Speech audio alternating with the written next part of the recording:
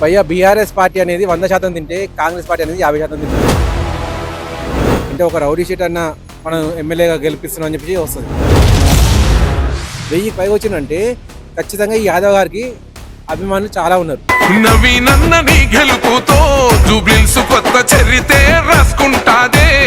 Plus second thing వచ్చేసి ఇప్పుడు rowdy sheeter video ఒకటి రిలీజ్ అయింది. ఇవి రెండు దెబ్బపడేటట్టున్నాయి.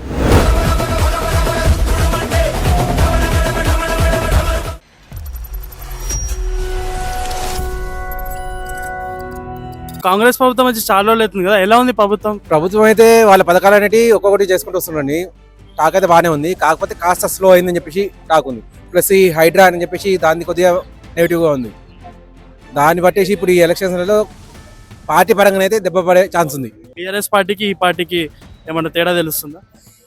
భయ్యా బీఆర్ఎస్ పార్టీ అనేది 100% తింటే కాంగ్రెస్ పార్టీ అనేది 50% తింటుంది. అది క్లియర్గా అర్థమవుతుంది. కాకపోతే వాళ్ళు అభివృద్ధి కూడా చేసి చూపిస్తున్నారు. నాకు తెలిసి ఇంకా 3 ఏళ్లలో వాళ్ళు పుంజుకుంటారు కాంగ్రెస్ బాగానే. అంటే ఇప్పుడు ఆర్మీ ఇస్తా అని చెప్పి నమ్మించారు కదా, అందులో ఎన్ని పూర్తి అనుకుంటున్నారు?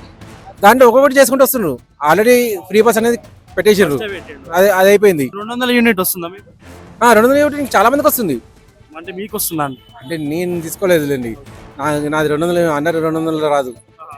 సో 500కి గ్యాస్ స్టార్ట్ అయింది కదా, 500 గ్యాస్ వస్తుంది. ఇప్పుడు బై ఎలక్షన్స్ వస్తున్నాయి కదా, ఎవరు గెలుస్తారు అనుకుంటున్నారు? ఇదే చాలా టఫ్ అండి. ఎందుకంటే అటు బీఆర్ఎస్కి ఏమో సానుభూతి ఓట్లు పడతాయి.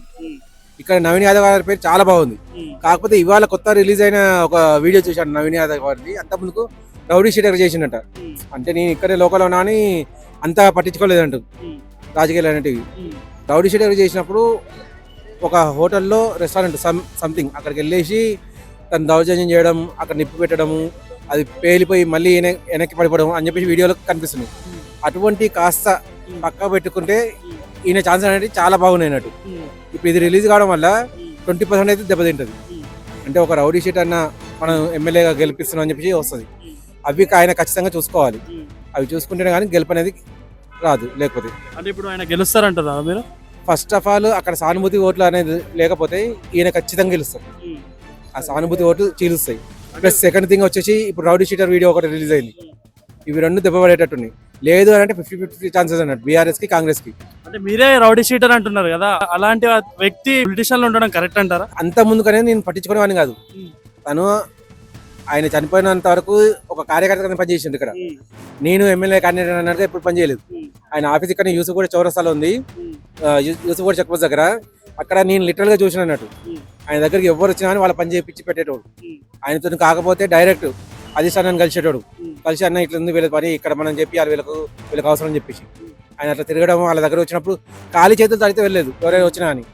ఇప్పుడు ఈయన ఎమ్మెల్యే క్యాండిడేట్ అని చెప్పేసి రావడానికి మెయిన్ కారణం ఏంటంటే మొన్న మధ్య పెట్టిన బాలింతల స్కీమ్ అని చెప్పి పెట్టింది, బాలింతల ప్రోగ్రామ్ అని చెప్పేసి, ప్లస్ అన్నప్రసన్న ప్రోగ్రామ్ అని చెప్పి. దానికి యాక్చువల్గా మేము లోకల్లో ఉన్న వాళ్ళం మేమేమనుకున్నాం అంటే వచ్చిన పెద్దగా 100-200 మంది వస్తారేమో. అంటే బాలింతలు వచ్చేసరికి మహా అంటే 30-40 మంది వస్తారు. ఎక్కువ వచ్చినా 50 మంది. వాళ్ళ చుట్టాలు 4 వేసుకున్నా అని 100-200 మంది వస్తారు అని చెప్పి అనుకున్నాం. కానీ 1000కి పైగా వచ్చింది. అక్కడ 1000కి పైగా వచ్చిందంటే ఖచ్చితంగా ఈ యాదవ్ గారికి అభిమానులు చాలా ఉన్నారు లోకల్లో. అదంతా వచ్చిన వాళ్ళు ఓన్లీ ఈ ఏరియా నుంచి, అంతే. ఎక్కడి నుంచి దూరం నుంచి వచ్చిన వాళ్ళు కాదు.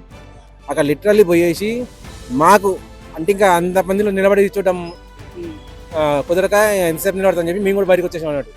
అంటే వేసిన సీట్లు కూడా సరిపోలేవు. అంటే అంత అభిమానం అయితే ఉంది లోపల.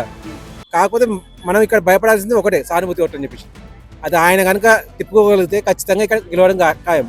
జూబ్లీస్ లో గోపీనాథ్ గారి పాలన ఎలా ఉండేది? చాలా మంచిదండి. ఆయన ఉండుంటే అసలు ఈ సమస్య ఉండదు కదా. అంటే చనిపోవడం వల్ల ఇప్పుడు వాళ్ళ వైఫ్ సునీత గారు వచ్చారు కదండి.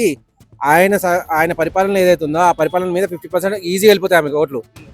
ఆమె నేనేమైనా చెప్పగలుగుతాను అని చెప్పి తన మాటల ద్వారా ఏమైనా ఓటర్స్ లాక్కుంటే చెప్పలేం. కానీ లేదంటే నవీన్ యాదవ్ గారు గట్టిపోటీ ఆమెకు సానుభూతి ఓట్లు మాత్రమే ఆమె పడతాయి. కాంగ్రెస్ ప్రభుత్వాన్ని చాలా మంది తిట్టుకుంటున్నారు.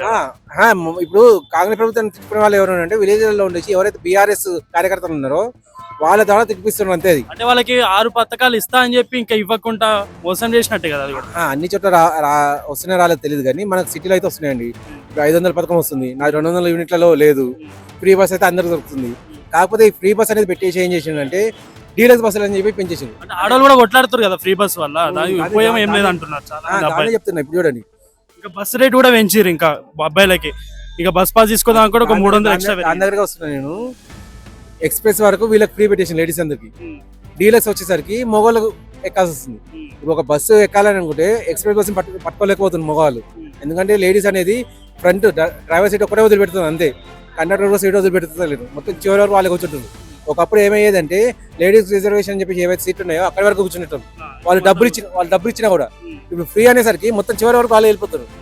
మగవాళ్ళ మేము పక్కన కూర్చోవాలనే సిగ్గుపడుతున్నాం, భయపడుతున్నాం. ఎందుకు వచ్చిన గొడవ అని చెప్పి మేము బస్సు దిగాల్సి వస్తుంది. దిగేసి డీలక్స్ బస్సు పట్టుకోవాల్సి వస్తుంది.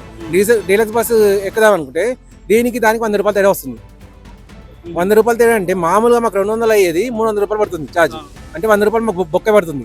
మేము డబ్బులు కడుతున్నాము, ప్లస్ సీట్లు దొరకట్లేదు, ప్లస్ లగ్జరీ అని చెప్పేసి ఆ బస్సు పెంచారు. సరే ఎక్స్ప్రెస్ వీళ్ళకి ఫ్రీ అని చెప్పి చాలా వస్తున్నాయి, ఇవే కొన్ని పెంచుతాము, మగవాళ్ళని కూడా చూద్దామని చెప్పేసి అనుకుంటే అక్కడ ప్లస్ పాయింట్ అయ్యేది కాంగ్రెస్ కి. వాళ్ళు అదే వదిలేసి డీలక్స్ బస్ లాంటివి పెంచారు. దానివల్ల మగవాడికి జేబుగా అయితే చిల్లు పడుతుంది ఖచ్చితంగా.